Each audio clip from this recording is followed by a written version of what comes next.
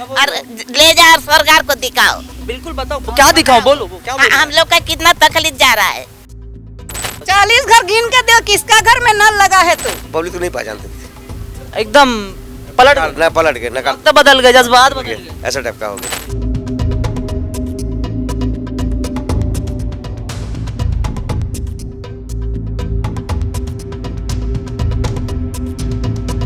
तो हम आपको दिखाएंगे कि असल खूबसूरती क्या है यहाँ पे।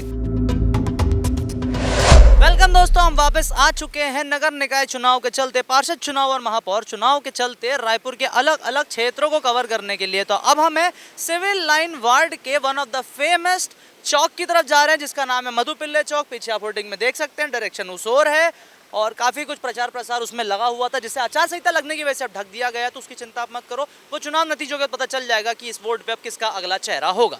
तो हम चलते हैं मधुपिल्ले चौक की तरफ। Let's go. हम सब चीज़ों पे नज़र रखे हुए हैं। जैसा कि आप सब अब देख पाएंगे कि हम फाइनली पहुंच चुके हैं मधुपिल्ले चौक में, और इस चौक में हम लोगों से बातें करेंगे, लोगों से मिलेंगे, जानेंगे कौन है उनका प्रत्याशी, कौन है उनकी आवाज़, किस पर वो कर रहे हैं विश्वास, कौन सी पार्टी को कर रहे हैं समर्थन, कौन सी पार्टी को रखेंगे अपने आप से दूर। तो सर 2 मिनट टाइम दीजिए आप, है ना? क्या नाम लिखते हैं आप? मैं हरी सिंह ठाकुर। मैं गौरव सिन्हा। आप इसी वार्ड से हैं? नहीं, हम लोग यहाँ कर्मचारी हैं, लेकिन हम यहीं पे काम करते हैं। आप इसी वार्ड में काम करते हैं? तो आप कितने लंबे समय से काम कर रहे हो? हाँ, 7-8 साल हो गए। 7-8 साल हो गए, काफ़ी लंबा समय है। आप 3 साल हो गए। 3 ही साल। मेनली जो प्रॉब्लम है यहाँ पे जो साफ़ सफाई का है, नालियाँ चौक्स हो जाती है कभी कभी, उसमें रेगुलर सफाई की समस्या है। और एक और चीज़ है, जो जनता सॉल्यूशन लेने जाती है तो उसको तत्काल सॉल्यूशन इतने अच्छे से नहीं मिल पाता। तो नालियाँ गंदी है, छोटी छोटी नालियों में कीड़ा निकल रही है, सब निकल जा रही है, बच्चे लोग बीमार पड़ रहे हैं, किसी को कोई ध्यान नहीं देते हैं। सब नेता जो आते हैं सब अपने बस अपना जेब भरा ही होता है। अरे बाप रे, ये बात तो सही बोल रहे हो आप भी, क्या करें अब। लेकिन फिर भी चुनाव है तो जीने नहीं देते, छोटा मोटा ठेला लगाते, छोटा मोटा ठेला लगा देते हैं, आए दिन आते हटो हटो हटो, तो कहाँ जाएंगे गरीब? अच्छा, जैसे ऐसे आते हैं फिर ठेला हटाने बोलते हैं, और उसके बाद फिर ये लोग फिर क्या करते हैं आगे? हुआ फिर उसके बाद बोलते चले जाओ हटाओ करके, तो हम लोग कैसे रोजी रोटी अपने बाल बच्चे कैसे पालेंगे? एक तरफ देश के नेतृत्व से कहा जाता है कि ठेला लगाओ और अपने अपने जीवन दिनचर्या कमाओ, नौकरियों की कमी नहीं है। दूसरी तरफ जब ठेला लगाए जाते हैं तो लोगों के ठेलों को हटवाया जाता है। ये किस हद तक सही है, कितना सही है, कमेंट सेक्शन में हम आपसे ज़रूर जानना चाहेंगे। बाकी चलते हैं आगे और लोगों से बात करते हैं, मिलते हैं। क्योंकि इस क्षेत्र में अच्छा काम होता है कांग्रेस के। हमेशा कांग्रेस ने अच्छा काम किया। एक आध बार बीच में बीजेपी की सरकार आई थी, तब कैसा था? तब तो काम तो लोगों को पहचानते नहीं थे। मत ने समझा नहीं, पहचानते नहीं, आप ही लोग से वोट मांगने आए होंगे। अब वोट मांगने आए, लेकिन हमारा जो वोट जीतने के बाद ना, तो पब्लिक तो नहीं पहचानते थे। एकदम पलट गए, न पलट गए, नकाल वक्त बदल गए, जज्बात बदल गए। ऐसा टाइप का हो गया।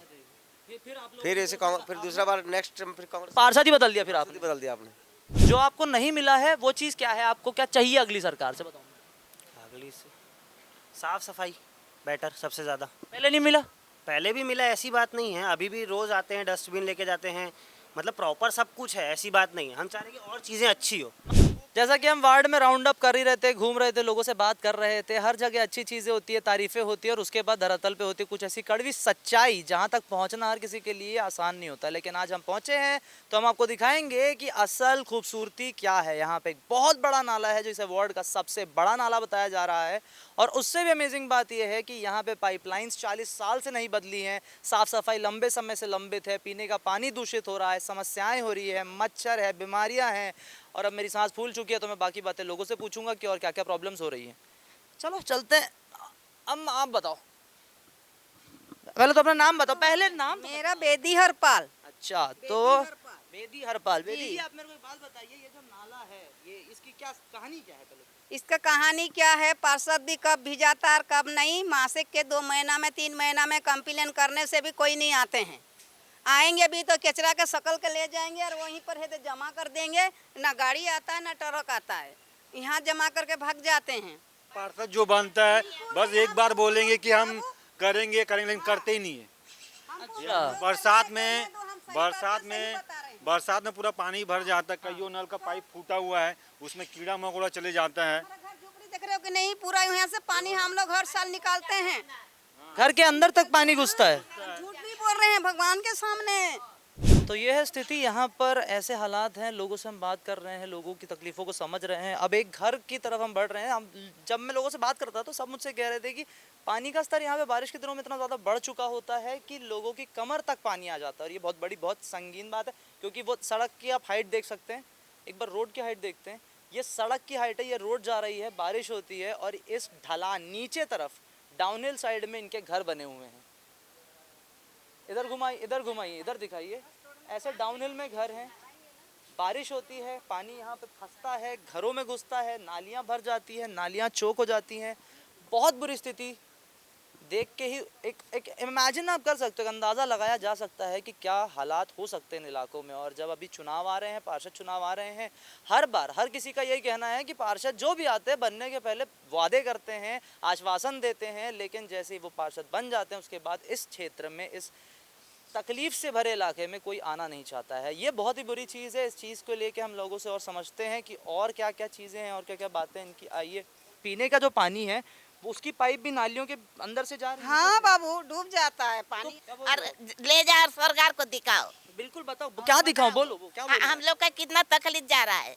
सरकार को बोलो, देखो कैमरा सरकार तक बात पहुंचाओ, बोलो क्या हम चाहिए लोग का आपको? तकलीफ जा रहा है, अंदर पानी घुसता है, हम पानी में सोते हैं और वो पानी में बना के खाते हैं। और क्या बोले, अगर आप लोग जाते हो, चाहे कोई भी पार्टी हो, बीजेपी कांग्रेस कुछ भी, हाँ, तो फिर आप लोग जैसे जाते हो उनके पास मांगने, अपना समस्या का निवारण कराने, तो फिर क्या जवाब देते हो?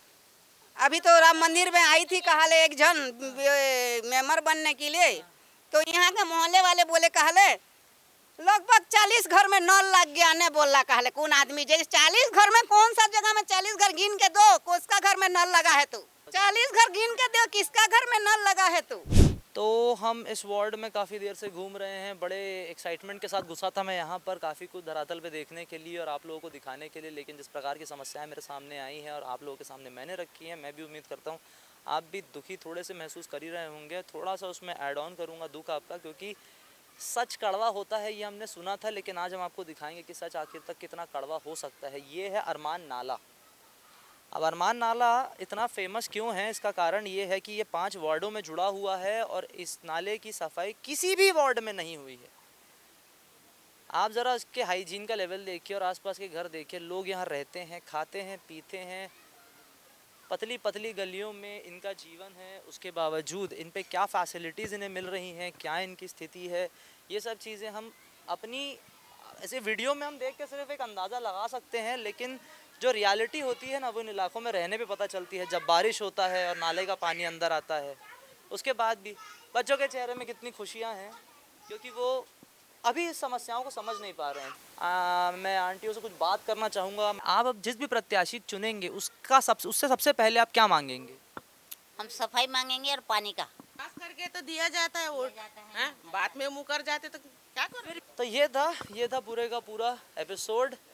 सिविल लाइन वार्ड के अंदर मधुबिल्ले चौक से अंदर जाके कुंद्रा पार और उनकी सारी गलियों को हमने एक्सप्लोर किया, लोगों से मिले, उनकी समस्याओं को समझा। यहाँ के वार्ड पार्षद से हमारा एक ही विनम्र निवेदन होगा कि जो भी जीते, जो भी पद पर आए, जो भी उस कुर्सी पर बैठे, उस कुर्सी का मान रखते हुए अपने वोटरों का काम पूरा करवाए। बहुत बहुत शुक्रिया। देखते रहना 24/7 डिजिटल। तो दोस्तों, सिविल लाइन वार्ड के इस स्टोरी में, इस पूरे कवरेज में अब हम उसके क्लाइमैक्स पर आ चुके हैं और फाइनली हम आपको एक बहुत ही सुंदर से नज़ारे के साथ आपका क्लाइमैक्स कराएंगे, जिसे हम कहते हैं राजा तालाब। ये है राजाओं का तालाब। गौर से देखिएगा इस हरे भरे तालाब को, क्योंकि राजाओं के तालाब ऐसा हुआ करते थे। इस राजा तालाब की भी एक लंबी कहानी है और उस कहानी को हम समझेंगे राजा तालाब के वार्डवासी से कि क्या है इसका तालाब का सिग्निफिकेंस, आखिर कैसे ये तालाब एक मैदान की तरह खूबसूरत दिखने लगा है। तो सर, आप क्योंकि इसी वार्ड में रहते हैं और काफ़ी लंबे समय से आप यहाँ पर रह रहे हैं, तो मेरे को आप बस छोटा सा पॉइंट बताइए कि ये जो तालाब है इसकी कहानी क्या है? ये पिछले 500,000 सालों से यहाँ राजा महाराजा लोग रहते थे। ये बहुत बड़ा तालाब था, धीरे धीरे ये छोटा हो गया, बट लेकिन जब से तालाब हुआ आज तक कभी जीवन में यहाँ पे साफ़ सफाई नहीं हुआ। इतने पार्षद आए, चाहे बीजेपी के आए चाहे कांग्रेस के आए, कभी कोई कुछ नहीं कर पाया। इस बार यहाँ पे एक बार बाढ़ भी आ चुका था, साफ़ सफाई भी एक बार हो चुका, बट लेकिन गंदगी बहुत है।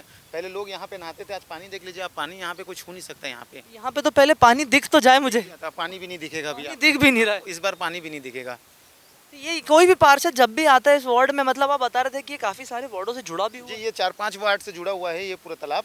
लेकिन इसमें इतने गंदगी है, इसमें मच्छर बहुत आते हैं। पूरे वार्ड वासी यहाँ के लोग परेशान हैं। 4 वार्ड यहाँ पे मिलते हैं, पूरे 4 के 4 वार्ड वहाँ पे मिलते हैं।